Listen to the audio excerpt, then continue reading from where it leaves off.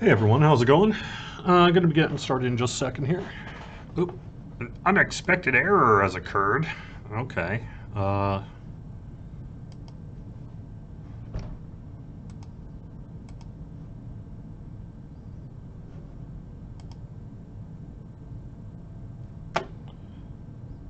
just trying to get the stream going on all the things. Looks like I am live on the Twitch and YouTube and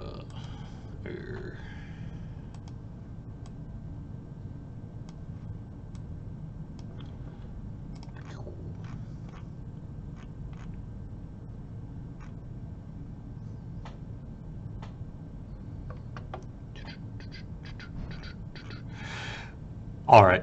Hello, welcome everyone to the weekly Wednesday lunchtime live stream here on twitch.tv/DDO stream, youtube.com/Dungeons and Dragons/live, and facebook.com/DDO Unlimited. I'm DDO's Community Manager Cordovan, here today to just kind of hang out with y'all. We'll have a little bit of the latest news. We'll have an update as to some of the big systems changes coming in Update 45. We had word from one Kokomajobo about some changes incoming. I should be able to tell you a little bit more about the when on Update 45, and in addition, I'm going to be on Galanda running, continuing the quest with Sharn with a full group. So welcome everyone. Hope you're having a good time. After I'm done at 1 o'clock, stick around. Samus Garobo is going to keep things rocking through the afternoon. We do have our full schedule on the Twitch channel over on twitch.tv/DDO stream if you want. Festive jacket, yeah. I'm trying to up my style game slightly. On a scale of 1 to 10, I would probably say I'm not quite a fashion emergency, but I'm certainly not too hip on the styles of the kids these days. So, but I've actually made kind of a little bit of a, I wouldn't call it a resolution, but a little bit of a reminder to myself that maybe I should not just always wear a t-shirt and a hoodie every time I go live on the air for the past 5+ years here on Twitch. So I thought I'd put on a jacket here today and do a few things. I actually have had a ton of comments everywhere I go. I've only worn this jacket, let's see, I guess it'd be 3 times now. And every time I wear it, I get all these comments everywhere I go. Generally nice, you know, unless they're all lying to me. They're saying nice jacket and stuff. And what's kind of funny about it is this is the first article of clothing that I have purchased based on a Facebook ad. You know how when you're scrolling through social media and you see all these, you know, kind of inexpensive clothing manufacturers that are shipping things over from quite a long ways away at a very low price, and you often get really low quality clothing as a result. Well, I happened to see this and I was like, oh heck, let's give it a shot. Yeah. Worked out okay this time around, so yeah. It is very comfy, yeah. It is true, t-shirt and a hoodie is the not just unofficial but official uniform of the video game industry. And you know that's true because that's how people show up in their job interviews. Pro tip, one I did not follow myself because I was like, no, that can't really be like that, right? When I got interviewed in 2010 by then Warner Brothers Turbine for employment, pretty much everyone told me, they're like, don't dress up. Don't dress up. Just wear jeans, t-shirt, and a hoodie. That's all anyone ever wears. If you dress up, you're just going to look out of place and it's going to actually hurt your chances rather than help them. But, you know, I'm also a person who pays attention to what their mother tells them growing up, and my mom was always just like, no, you dress up for your job interview. What the heck's wrong with you? So I showed up in a suit. I was the only person wearing a suit.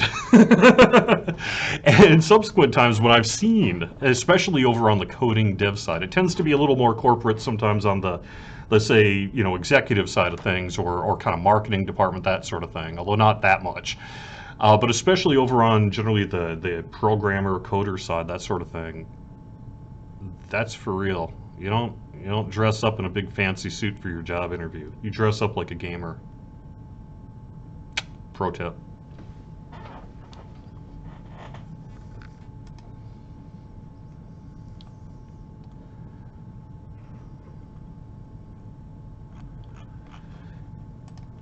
T-shirt and a hoodie. Janet. You know, like the sweatshirt hoodies. Someone on Facebook. I play in my underwear. Well, technically, probably most of us do. We may have other things on as well. All right, so let me actually get to the substance of the show here. Now that I've unfortunately wasted some people's time, we are in the midst of putting the final touches on update 45, which I can give you a name for. Age of the Alchemist. Age of the Alchemist is the name of update 45, and you know, we've been doing some previews on Lamania. And one of the things that's happening is a whole bunch of pretty significant systems changes. Things like the way cleaves, new spring attack, two-handed fighting, a whole strike through. All these systems changes are coming in. And we've been doing some iteration on it. And we got a lot of feedback from the community the last couple of Lamanias, which has been really, really good. And we have worked over the past, well, let's say, 4 or 5 since the close of last Lamania work days to try to iterate and address some of those concerns. So we had a post yesterday, and the reason we had a post yesterday as opposed to, say, a Lamania preview is due to some technical and other issues. We're probably not going to be able to do another Lamania preview before update 45 is released. But since we had so much interest in these kind of systems changes, we wanted to make sure that we gave you an opportunity to see it before we go live, maybe next week. I had said last week that it might be this week, but then you know, as the community experienced, we went live on Lamania, and we got a lot of additional feedback on some of the combat and systems changes, and so we wanted to do like I said, another 4 or 5 actual development days of iteration on it. And so that we just slightly kind of tweaked the release date, the internal release date for update 45. But the current plan is next week if everything goes well. So we'll see how things go. Some of the changes I wanted to go into today. A lot of this is a bit on the complicated side, so it may be easier to read than try to sort of vocalize. But I did want to mention that, you know, regarding your feedback on two-handed fighting, specifically when it comes to strike through and the effects of losing glancing blows. For those who don't know, essentially we're replacing two-handed fighting's kind of, you know, glancing blow system with a system called strike through. And what that's going to allow you to do is hit more than one target, as you currently do with two-handed fighting, but with full damage, procs, benefits, etc. And we've been iterating on the maximum number of targets that can be hit. That number is currently 5. And you earn that through getting various things that give you strike through. 100% strike through, 100% chance to do a second attack, that kind of thing. I think that's right. I think it's 100%. So, anyway, we're no longer getting through kind of a moving penalty without the feet for two-handed fighting. That's kind of a minor thing. The moving restriction in general has been removed. And then, without going through all the numbers, what we're doing is we're, based on last week's feedback, we're front-loading more of that strike-through, because what we saw and heard from you on Lamania is that the lower-level experience in particular didn't really feel very two-handed fightery, if you know what I mean, because you're really only doing, at that iteration, you were only hitting maybe 1-2 targets, something like that. So instead, we're front-loading a lot more of the strike-through so that you'll have more of a two-handed fighting experience earlier on and be able to hit more than one target pretty much from the start. And then as it goes through, you'll increase that to hopefully scale as necessary. Additionally, we've in most cases doubled, tripled, whatever, a lot of the strike-through chance on a bunch of different bonuses and abilities. Additionally, we are doing some work on paladins. There's a new paladin spell, +1 morale bonus to melee range power per caster level up to 15. Righteous Command. Doing a few other kind of things there. Making some changes for Alchemist that, you know, is a little in the weeds, so I guess I'll just have you take a look at that on your own if you want. But one of the bigger ones is Cleave, Great Cleave, Supreme Cleave, Whirlwind Attack can now double strike. Now remember, double strike is different than strike through. It's a double strike is basically, as it currently exists. Additionally, that will work for other Cleave-like skill abilities. There were some questions about, well, what about this one? What about that one? But I think it's pretty universal, unless we missed something, that a cleave-like strike, cleave-like animation, one of those cleave attacks, whether it's from, unfortunately, I can't think of a good example off the top of my head, but wherever you get that, should work as well with that ability. Also, Dance of Death, applying a strike through buff, even if the attack does not make contact with an enemy, so if you miss, it'll still apply its strike through buff. Leap of Faith from Exalted Angel will no longer kind of have that pause after you activate it, and you kind of jump and then there was a little bit of a pause.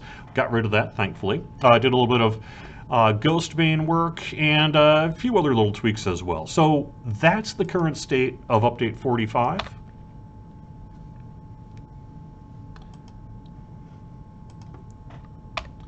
And should be, hopefully, in a position to say a lot more about our downtime on that next week.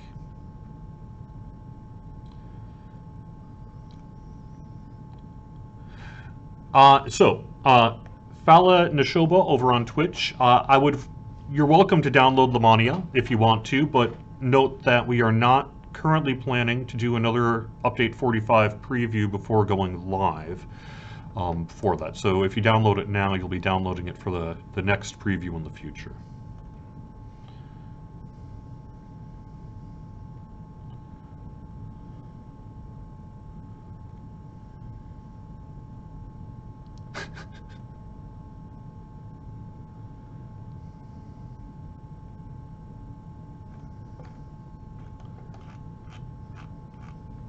Alchemist, definitely powerful if you build a range or a caster card. All right. Well, let me say, Motho over on YouTube, who kind of criticized the statement that the feedback has been good.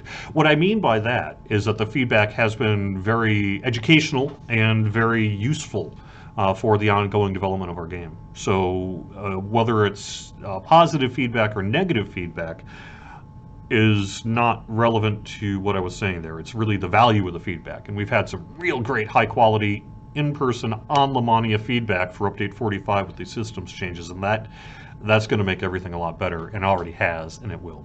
So there we go. Any changes coming to Monk class? I've not heard of any changes coming to the Monk class. Reincarnation cache sorting of some kind, Lane asks on Facebook. That's something we'd like to do in the future, but we currently have no plans to do it. We are, however, in Update 45, adding a whole bunch of additional things to the UI of the shared account bank. So you'll be able to sort, say, by item level, by last acquired, etc., etc. Whole bunch of different options. All right. Do these apply hirelings? I believe it would, because it's going to be just a systemic thing. I will actually have to follow up to make sure that hirelings aren't kind of doing their own special sauce thing on that. But assuming that they're not, then yes, I would believe it would apply to hireling benefits as well. For all of you who use a lot of hireling cleaves.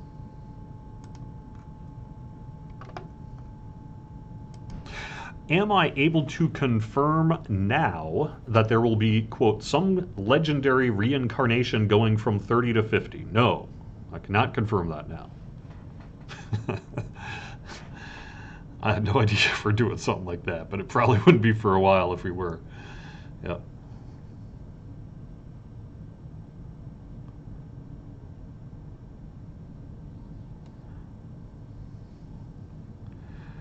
Hardcore League 2 starting sometime in March, question mark. Stay tuned. It might be... Yeah, I don't want to commit to this. It might be a little bit before that, but we'll see. We'll see.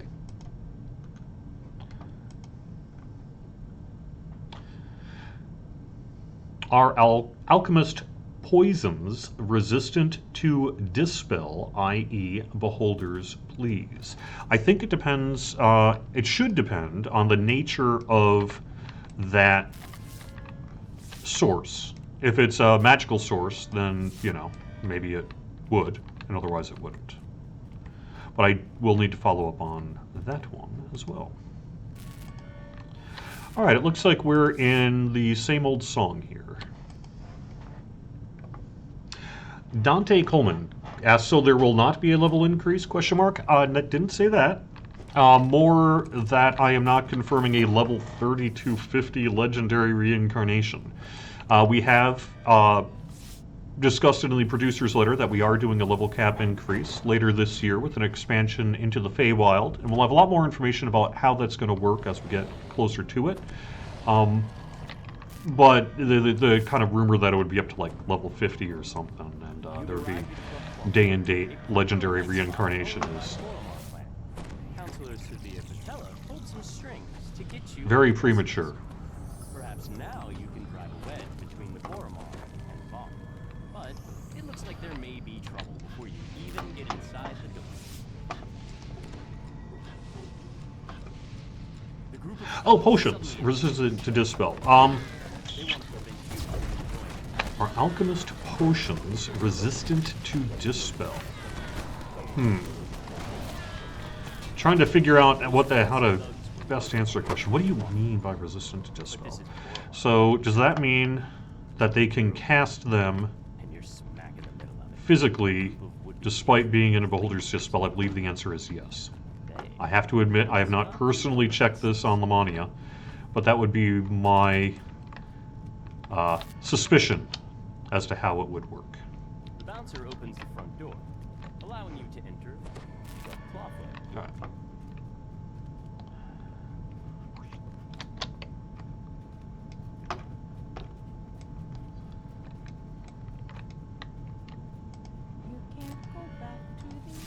The dusk thugs lurking outside have set the assistant's nerves on edge.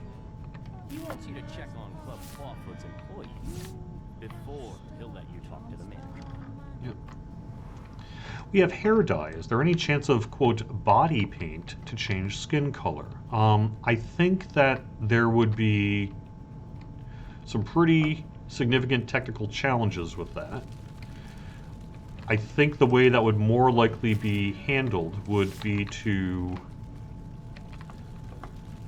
I mean, you can basically do that with lesser reincarnation of some sense. But I know what you're saying. You're talking about kind of just general body paint kind of a thing, and no. Yeah, I'll get to the weekly bonus in a second. I actually called that up ahead of time. Bard spells resist dispelling. Potions or chemistry, no, not always magical, I suppose. Yeah. I mean, yeah. You could kind of get into the weeds on kind of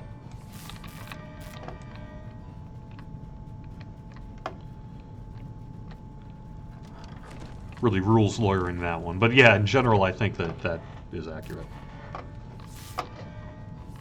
The employees report nothing terribly unusual.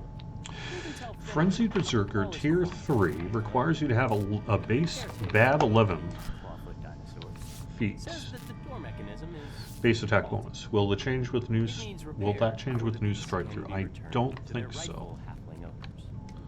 I have not seen. I've been working on the release notes the last couple of days, and a little too early to share them publicly because they're just being circulated internally at this point. But I don't recall seeing that one.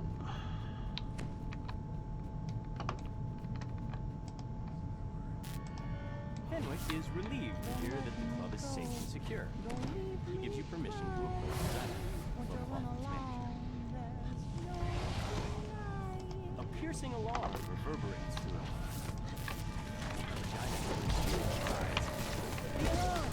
Someone's breaching our medical wards! There must be an attack! Quick, Fetchers! Alchemists should be able to make their own hair dye, you'd think, right? Yeah, I like it, but I don't think so.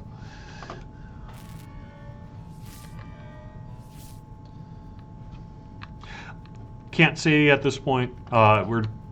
It's just too early to announce like what the level cap is going to be, etc., etc., etc. Just too early for all that. We'll see. It's a ways off yet. We got some other updates to get out first.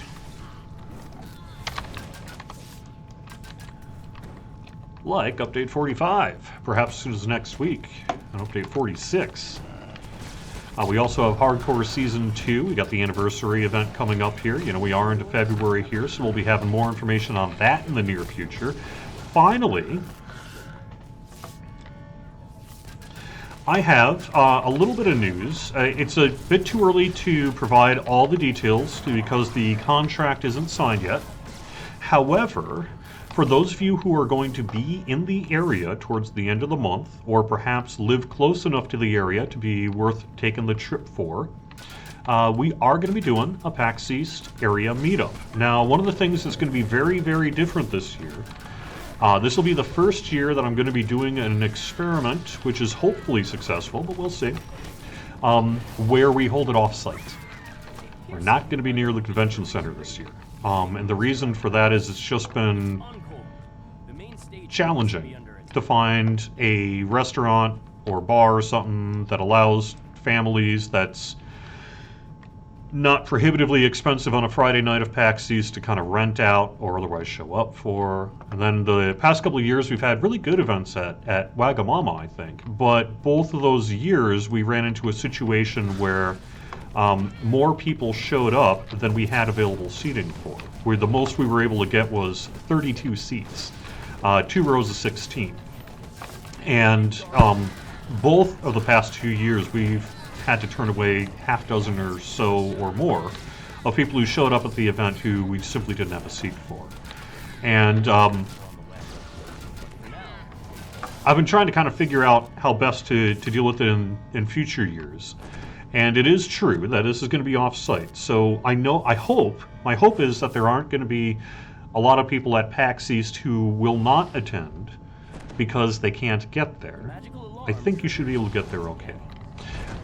But I also think we might pick up a few people who all of a sudden are looking at going to, say, maybe a little bit north, kind of a northeastern suburb of Boston, rather than, say, have to travel all the way downtown and park and deal with all that stuff, you know. So I think it's going to be real cool.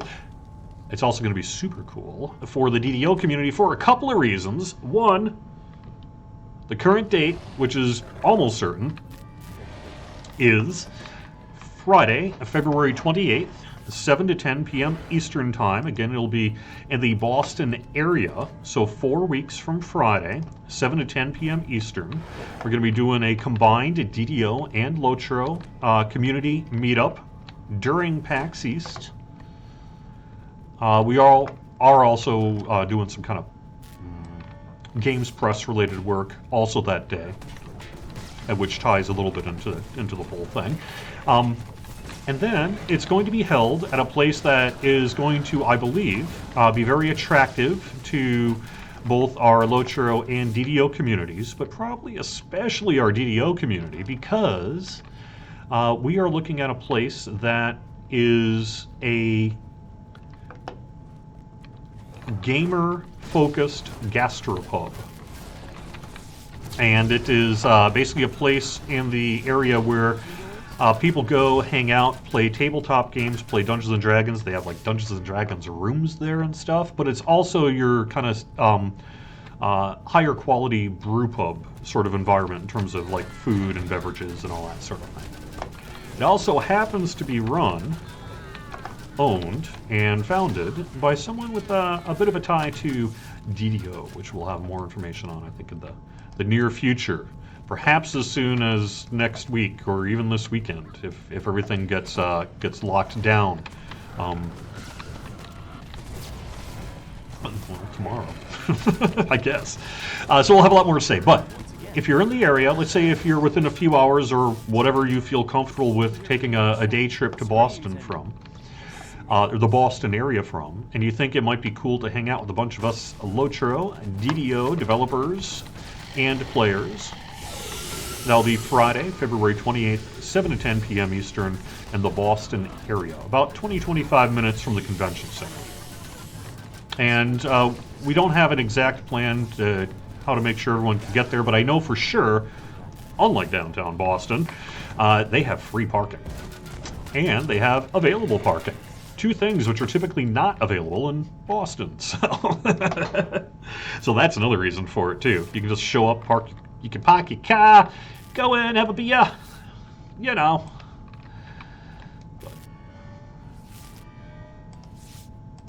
For your help in keeping her and Encore alive, Regina has promised to do everything she can to cut ties between the Boromar clan and Vaunt, Arcana Technique.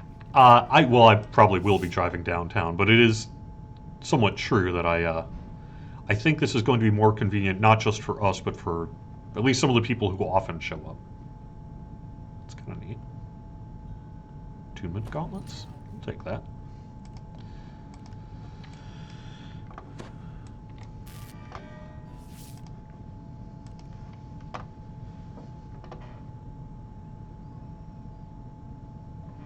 Will there be anything added to the anniversary party?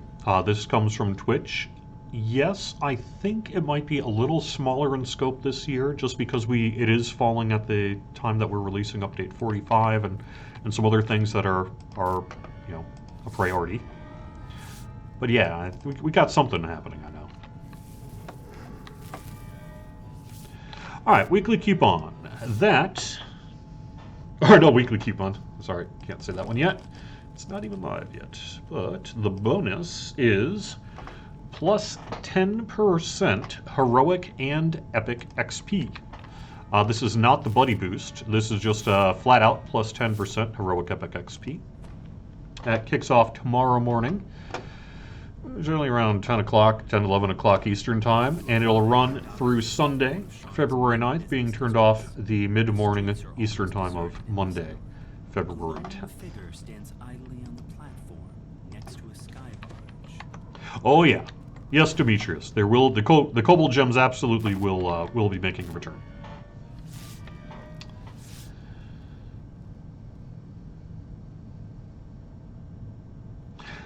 Okay.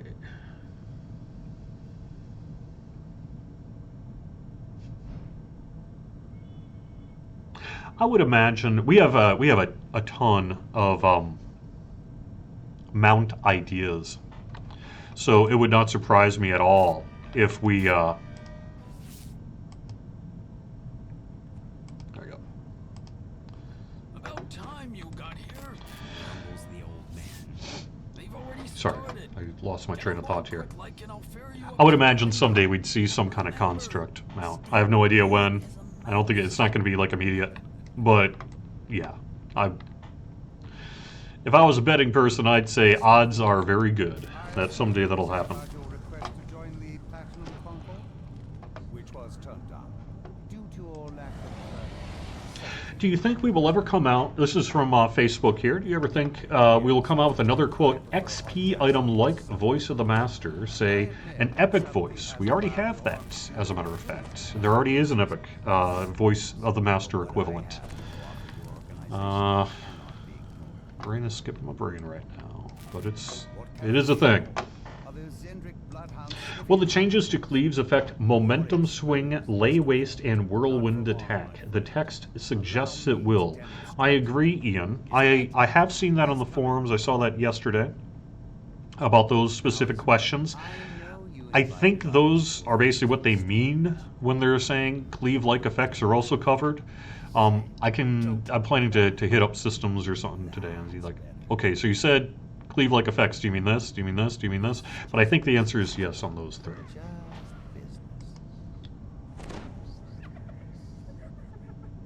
I'd prefer that you do your house cleaning when I am not present, Mr. Ford. Ivo Minikowski, can you get your hands on an HD image of the picture I have on my back wall?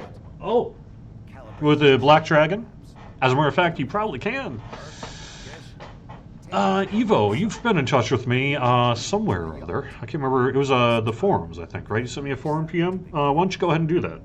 and I can probably get. I have in the past actually put out a HD version of that, although it's lost to social media time at this point. But yeah, I can for sure get you a HD quality image of that. Shouts Casper.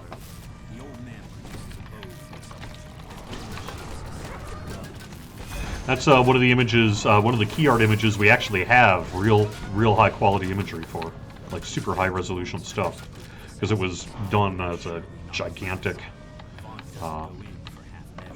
thing.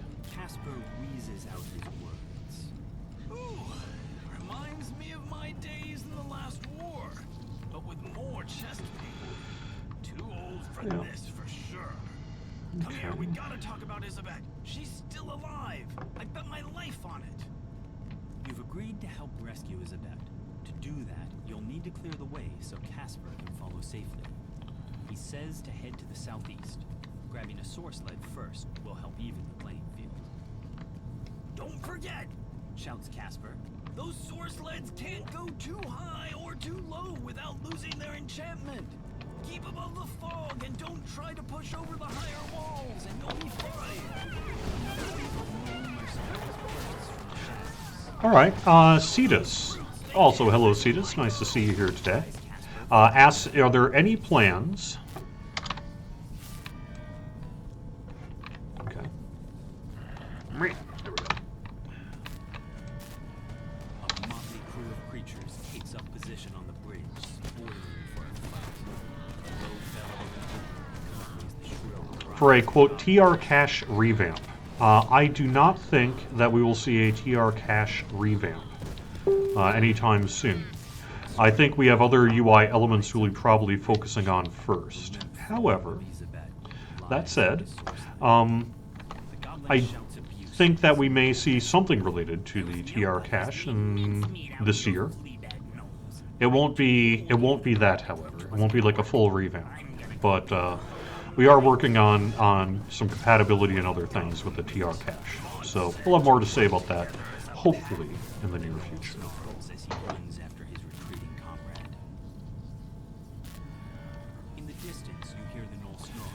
Will there be, quote, Reaper mounts? Stay tuned. We have haven't yet really said what the rewards are going to be for Season 2, but, you know,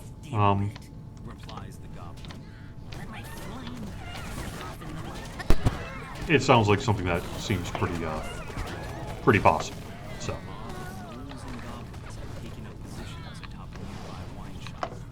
You'll need to clear them out for Casper to pass safely.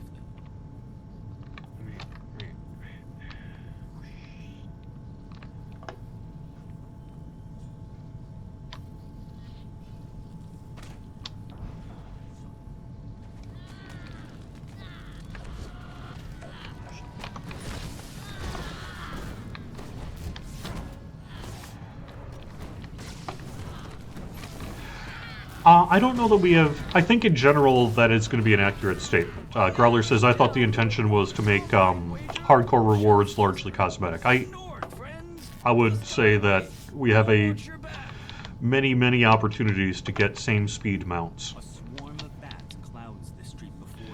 So even if we were to technically put something that's like a mount that you could use, whatever, it's not going to probably be better than any other mount you'd get.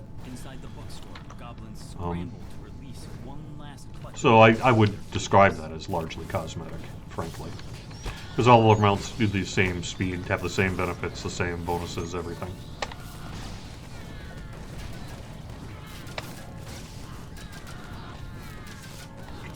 Yeah, T13, that's what I would say. As long as the stats are the same, it basically is cosmetic. But I can appreciate what others might disagree with that. I guess if people feel super strongly about it and let us know, you know, we'll do what you want. Shadows move among the arches of a nearby market. More of Vaunt's mercenaries await your attention there.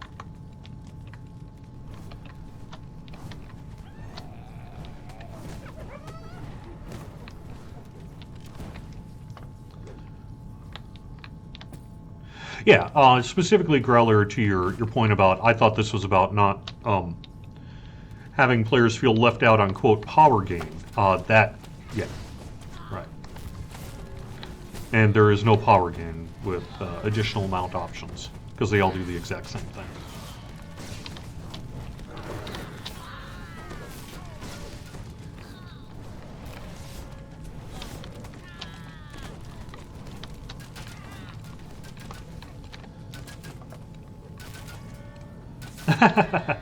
Can we have little clouds as well as mounts? How long before DDO widens the range? Otis asks over on YouTube. That is a fun question, because we have discussed that internally ourselves. How long should we release horses before we do what we'd like to do, which is be goofy and weird and funny and strange and awesome. Surely someday we will see non-horse themed mounts, but once you cross that line, once you say create some kind of, whatever, owlbear mount or something, all of a sudden all the horse mounts become far less cool. So I don't know. We'll see. Tensor's floating disk, that would make sense too, right? Yeah.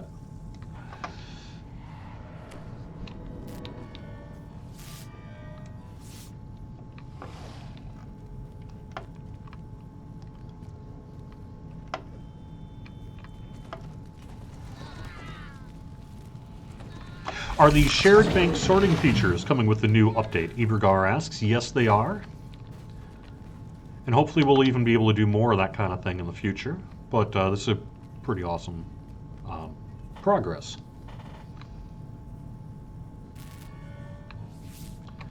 Bring back the, quote, birthday box with the Sword of Shadow and other raid items.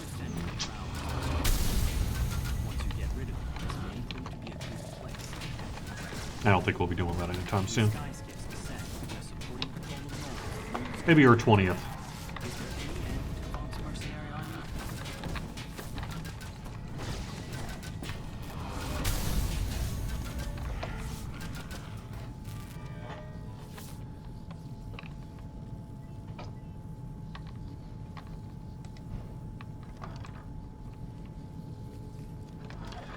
Yeah, Mike mentions on Facebook, I think, a pretty worthwhile point, which is, on the rarer mounts in particular, or the non-horse mounts in particular, there may be value in, okay, where am I, and where's everyone else? Oh no, that's not good.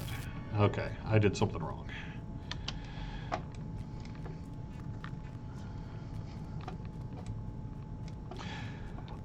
Question of density of non-horse mounts is certainly something that we'll be considering, as we roll that kind of thing out.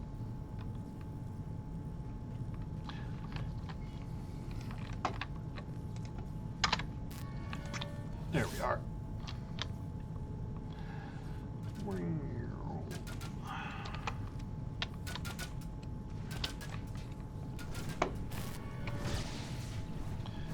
So yep, barring any changes, we are targeting next week for the release of Update 45.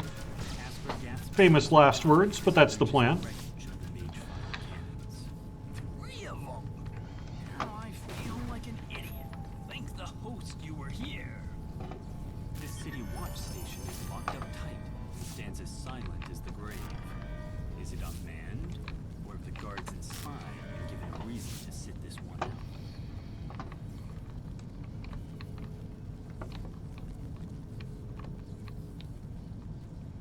Looks like they're using sky wards. Yeah, this quest in particular, Druid's Fire on Twitch, I think is one that the party can pretty easily get split up in a way that's challenging. As, you kind of saw me doing earlier. It's pretty easy. This is a big map, so it's kind of easy to get sort of turned around. If you do find yourself separated from the group, you can actually go to the bottom, and there are like some ways to get over and rejoin things.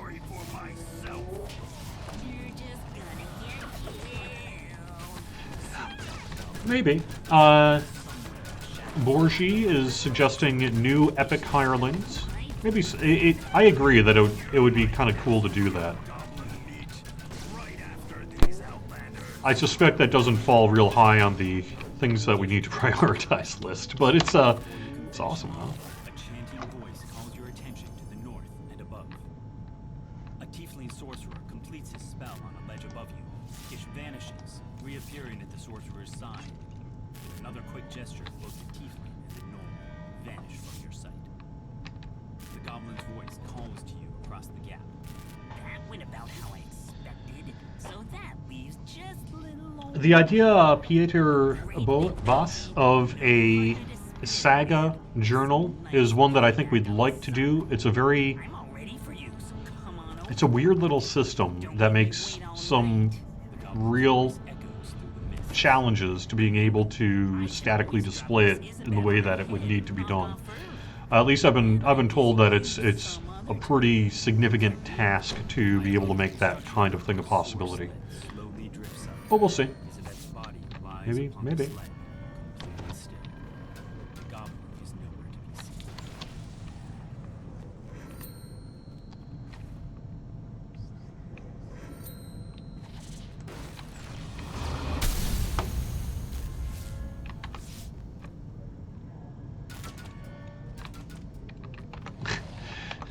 So, Samus, I think anyone who thinks that hireling should be viable on high-level Reaper doesn't really understand what hireling's about.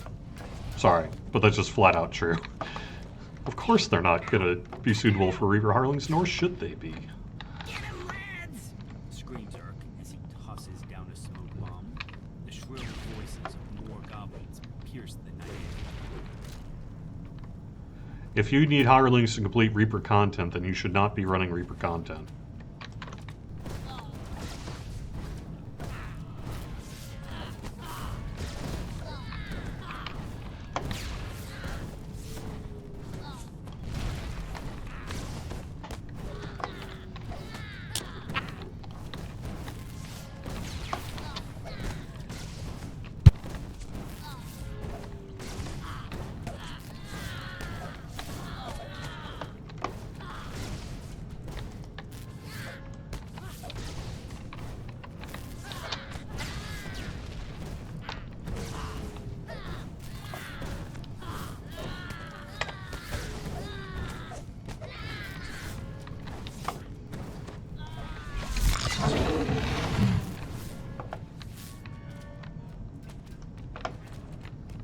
The goblin crumples in a heap. Now that you have time to catch your breath, you notice the assassin's sword sled descending slowly, holding the limp form of Isabet. You've reached Isabet, but all is not well.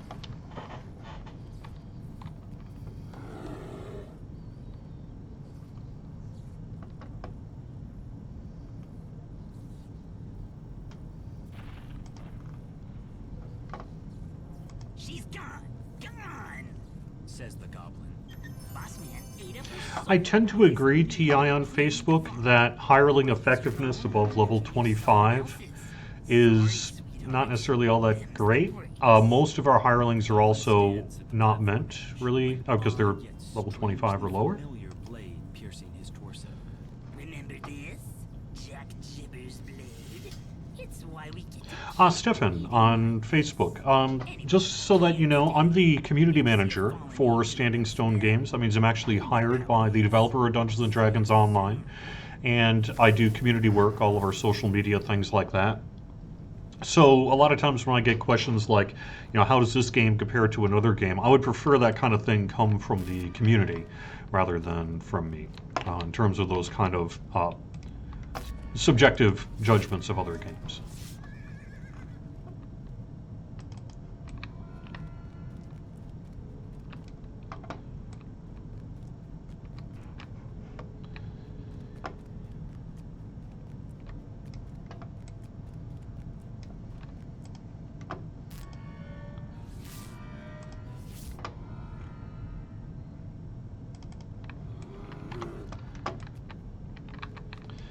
Well, we got about 12 minutes here, and it looks like we're kind of heading into the next section. I wonder if we can tear through the first quest here.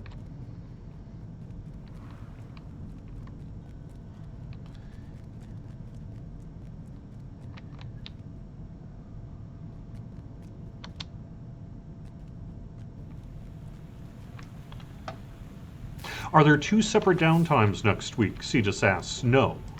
There will be one. Well, there will hopefully be one downtime next week, and that would be to release update 45, rather than say update 45 along with a general weekly restart.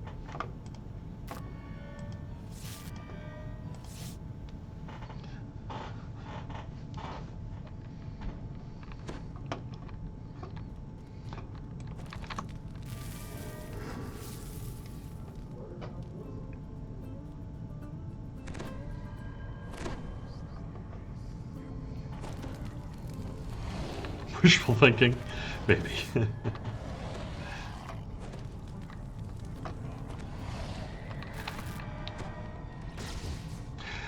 I think, you know, we have a lot going into update 45 with systems changes, and as we mentioned, both us and the community has done a ton of deep diving into these changes for Lamania, the last couple of previews.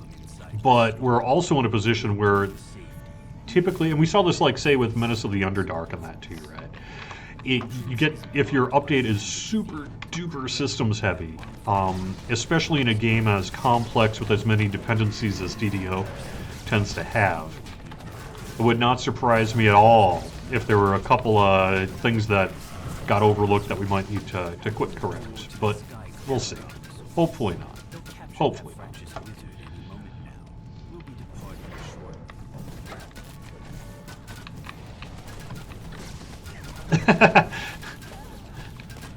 I think riding your fellow druid in bear form as a mount is probably unlikely for the foreseeable future.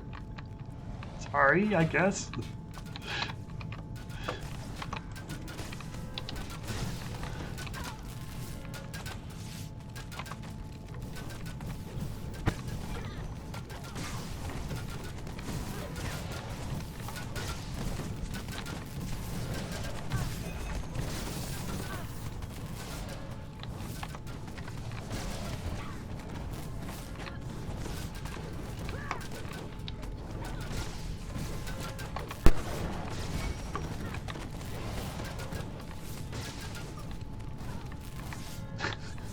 Ah.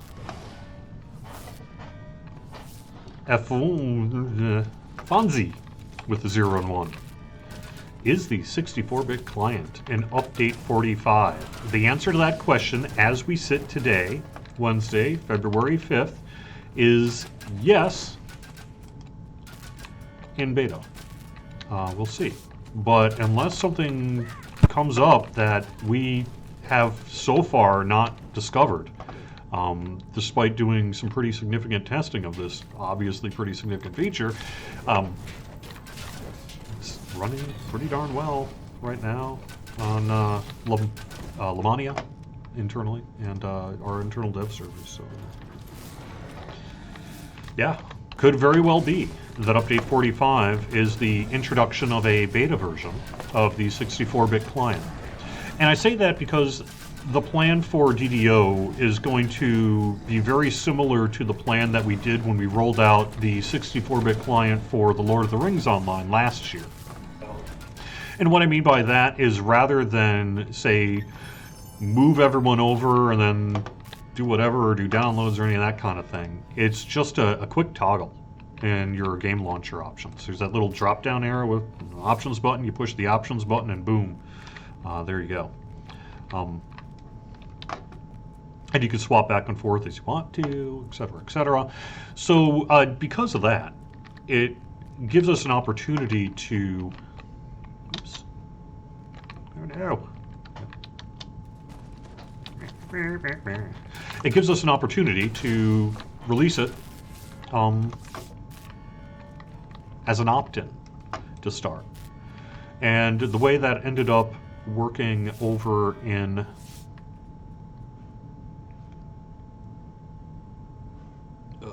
what am I doing? Where am I going?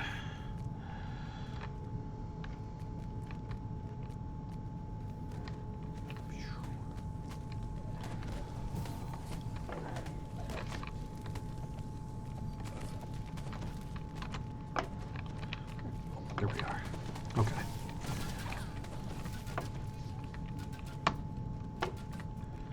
So, yeah, I think next Wednesday, which you'll be able to do, assuming that things stay on their current trajectory, you'll be able to swap over to the 64-bit client, check it out, see what kind of improvement, if any, it makes to your system or your experience. And if you like it, you can keep with it. If you don't like it, you can just switch it back. And, you know, as if there's any, you know, there shouldn't hopefully be any issues. There aren't currently. But if there are any issues that crop up, you will be able to just sort of swap it back to 32-bit and then swap it back over again when we update things. Should be all good. So that's the hope anyway. And that's on track. I asked Kokomo Jobo actually yesterday during one of our meetings whether or not what was I going to say?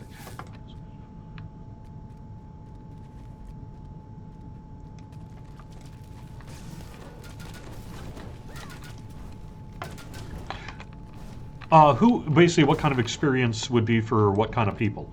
And so especially if you have a newer computer that can take advantage of, say, higher RAM limits and faster processors, you know, multi-threading, et cetera, et cetera.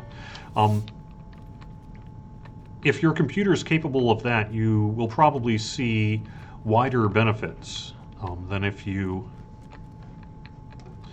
are running, let's just say, 2010 era laptop or something like that, you know.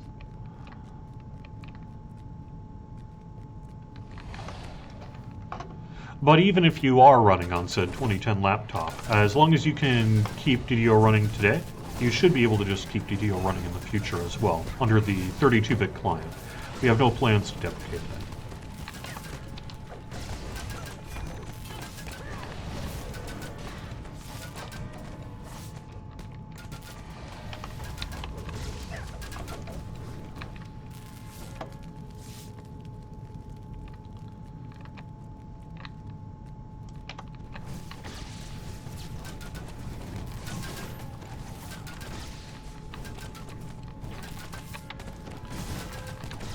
One of the reasons I think it's been, you know, so far, honestly, a little bit quiet, but also, I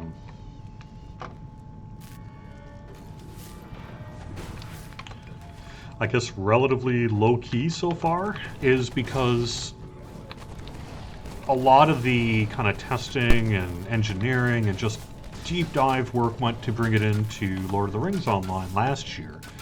And a lot of that work overlaps with the work that needed to be done for the DDO side. So by, you know, rolling it out on the Lord of the Rings side last year, we already made progress on getting it done on the DDO side. And so I think that's why it's frankly been pretty easy so far to roll out that 64-bit client.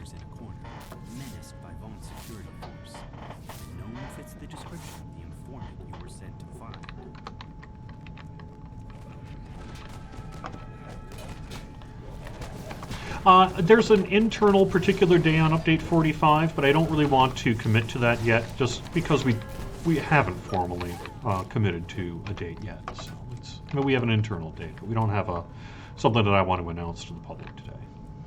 Sorry.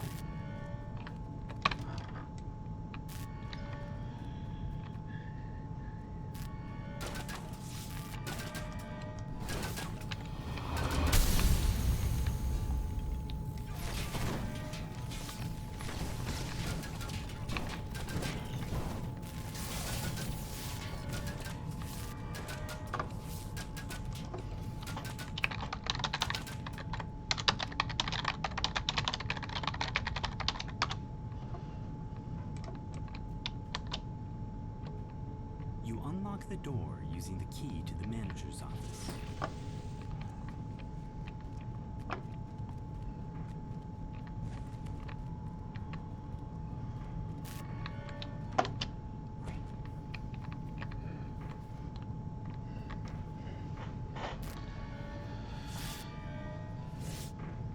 Yes, Wanatuck. Alchemist is free to VIP and season pass holders. It'll be available in the DDO store for everyone else.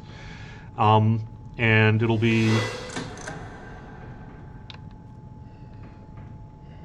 Yeah, that's it. Free to VIP season pass holders available in the DDO store.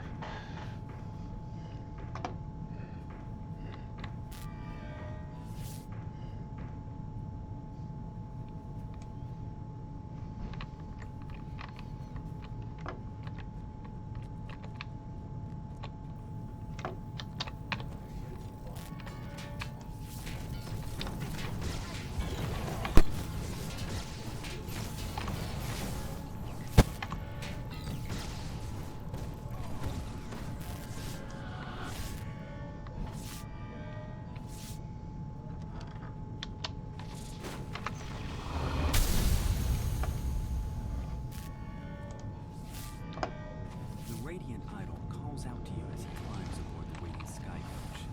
This isn't the jungle, Outlander. You can't just blunder around breaking things. The people who matter. Tolerant riots in their shops or attacks on their ordinance. I leave you. Give them a lesson.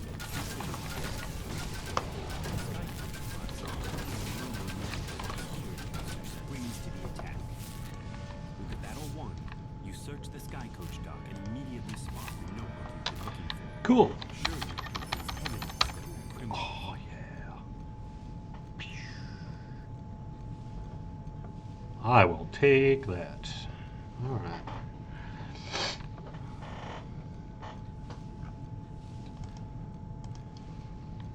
Cool. All right. Thanks, everyone, for joining me here. I think that's going to wrap it up here with the weekly Wednesday lunchtime live stream. For those who join me in-game, I'll get you a DDO points code later on in the day through the in-game mail. Thank you very much for watching, everybody. I'll be back next Wednesday. We'll see. Could be Alchemist time. We'll have more information about that as we get closer to it. If not, regardless, I will be, I think, on Kyber next week. And that should be, I've got a level 30 there, so it should be kind of high-level gameplay of whatever it is that we're going to do. Samus Girl is up next. Have fun, everyone. Bye-bye.